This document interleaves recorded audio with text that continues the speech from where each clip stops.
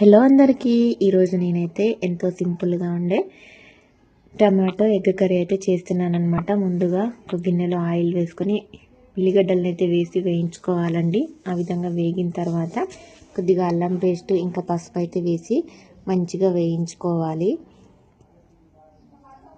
ఈ విధంగా వేగిన తర్వాత ఇప్పుడైతే నేను టమాటోస్ అయితే వేసుకుంటున్నాను. టొమాటోస్ వేసి కొద్దిగా సాల్ట్ కూడా వేసుకోవాలండి. సాల్ట్ కూడా వేసి బాగా మగ్గించుకోవాలండి మూత పెట్టేసి. ఈ విధంగా మెత్తగా ఉడికిన తర్వాత ఇందులో కొద్దిగా కారం అయితే వేసుకోవాలి. మీరు ఎంత తింటే అంత, మేమైతే బాగానే వేసుకుంటాము. ఈ విధంగా వేసుకున్న తర్వాత కొద్దిగా ఉడకనివ్వాలి.